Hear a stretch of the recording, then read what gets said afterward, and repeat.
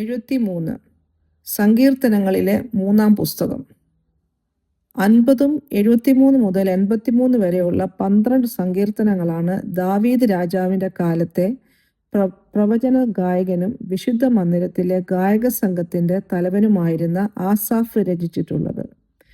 73 ഒരു വിജ്ഞാന സങ്കീർത്തനങ്ങളുടെ കൂട്ടത്തിൽ പെടുന്നു. വിജ്ഞാന സങ്കീർത്തനങ്ങൾ നമ്മെ ചിന്തിപ്പിക്കുകയും പഠിപ്പിക്കുകയും ദൈവത്തിന് പ്രസാദകരമായ ജീവിതം നയിക്കാനുള്ള ഒരു വഴികാട്ടിയായും കാണപ്പെടുന്നു. 73 സങ്കീർത്തനത്തിൻ്റെ തുടക്കത്തിൽ ആസാഫ് ദുഷ്ടന്മാർ അഭിവൃദ്ധി പ്രാപിക്കുന്നത് കണ്ട് സംശയിക്കുമെങ്കിലും പിന്നീട് ദൈവത്തിൻ്റെ വിധിന്യായം സത്യമാണെന്നും ദൈവസാമീപ്യമാണ് ഏറ്റവും വലിയ നന്മയെന്നും തിരിച്ചറിയുന്നു. 73 സങ്കീർത്തനം. ദൈവം ഇസ്രായേലിന് നിർമ്മല ഹൃദയമുള്ളവർക്കു തന്നെ നല്ലവനാകുന്നു നിശ്ചയം. എന്നാൽ എൻ്റെ കാലുകൾ ഏകദേശം ഇടറി, എൻ്റെ കാലടികൾ ഏറെക്കുറെ വഴുതിപ്പോയി. ദുഷ്ടന്മാരുടെ സൗഖ്യം കണ്ടിട്ട് എനിക്ക് അഹങ്കാരികളോട് അസൂയ തോന്നി. അവർക്ക് വേദന ഒട്ടുമില്ലല്ലോ. അവരുടെ ദേഹം തടിച്ചിരിക്കുന്നു. അവർ മർത്യരെ പോലെ കഷ്ടത്തിലാകുന്നില്ല, മറ്റു മനുഷ്യരെ പോലെ ബാധിക്കപ്പെടുന്നതുമില്ല. ആകയാൽ ഡംഭം അവർക്ക് മാലയായിരിക്കുന്നു, ബലാത്കാരം വസ്ത്രം പോലെ അവരെ ചുറ്റിയിരിക്കുന്നു. അവരുടെ കണ്ണുകൾ പുഷ്ടി കൊണ്ട് ഉന്തി നിൽക്കുന്നു, അവരുടെ ഹൃദയത്തിലെ നിരൂപണങ്ങൾ കവിഞ്ഞൊഴുകുന്നു. അവർ പരിഹസിച്ച് ദുഷ്ടതയോടെ ഭീഷണി പറയുന്നു, ഉന്നത ഭാവത്തോടെ സംസാരിക്കുന്നു. അവർ വായ് ആകാശത്തോളം ഉയർത്തുന്നു, അവരുടെ നാവ് ഭൂമിയിൽ സഞ്ചരിക്കുന്നു.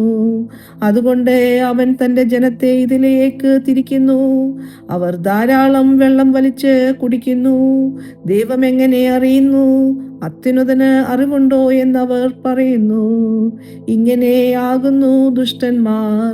അവർ നിത്യം സ്വസ്ഥത അനുഭവിച്ച് സമ്പത്ത് വർദ്ധിപ്പിക്കുന്നു.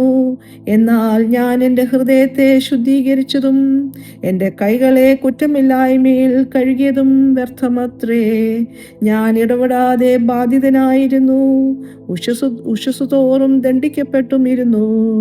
ഞാനിങ്ങനെ സംസാരിപ്പാൻ വിചാരിച്ചെങ്കിൽ ഇതാ ഞാൻ നിന്റെ മക്കളുടെ തലമുറയോട് ദ്രോഹം ചെയ്യുമായിരുന്നു. ഞാനിത് ഗ്രഹിപ്പാൻ നിരൂപിച്ചപ്പോൾ എനിക്ക് പ്രയാസമായി തോന്നി. ഒടുവിൽ ഞാൻ ദൈവത്തിൻ്റെ വിശുദ്ധ മന്ദിരത്തിൽ ചെന്ന് അവരുടെ അന്തം എന്താകുമെന്ന് ചിന്തിച്ചു. നിശ്ചയമായി നീ അവരെ വഴുവഴുപ്പിൽ നിർത്തുന്നു, നീ അവരെ നാശത്തിൽ തള്ളിയിടുന്നു. എത്ര ക്ഷണത്തിൽ അവർ ശൂന്യമായി പോയി, അവർ മെരുൾച്ചകളാൽ അശേഷം മുടിഞ്ഞു പോയിരിക്കുന്നു.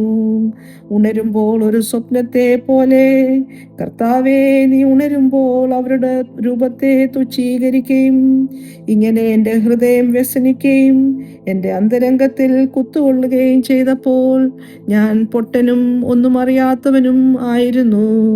നിന്റെ മുമ്പിൽ മൃഗം പോലെയായിരുന്നു. എന്നിട്ടും ഞാൻ എപ്പോഴും നിന്റെ അടുക്കലിരിക്കുന്നു. നീ എന്നെ വലം കൈക്ക് പിടിച്ചിരിക്കുന്നു. നിന്റെ ആലോചനയാൽ നീ എന്നെ നടത്തും. പിന്നത്തേതിൽ മഹത്വത്തിലേക്ക് എന്നെ കൈക്കൊള്ളും. സ്വർഗത്തിൽ എനിക്കാരുള്ളൂ, ഭൂമിയിലും നിന്നെ അല്ലാതെ ഞാൻ ഒന്നും ആഗ്രഹിക്കുന്നില്ല. എൻ്റെ മാംസവും ഹൃദയവും ക്ഷയിച്ചു പോകുന്നു. ദൈവം എന്നേക്കും എൻ്റെ ഹൃദയത്തിൻ്റെ പാറയും എൻ്റെ ഓഹരിയുമാകുന്നു. ഇതാ നിന്നോട് അകന്നിരിക്കുന്നവർ നശിച്ചു പോകും. നിന്നെ വിട്ട് പരസംഗം ചെയ്യുന്ന എല്ലാവരെയും നീ സംഹരിക്കും. എന്നാൽ ദൈവത്തോട് അടുത്തിരിക്കുന്നത് എനിക്ക് നല്ലത്. നിന്റെ സകല പ്രവൃത്തികളെയും വർണ്ണിക്കേണ്ടതിന് ഞാൻ യഹോവയായ കർത്താവിനെ എൻ്റെ സങ്കേതമാക്കിയിരിക്കുന്നു. ദൈവമേ, സ്തുതിക്ക് യോഗ്യമാകുന്നു. ഭാവിക്കുമോ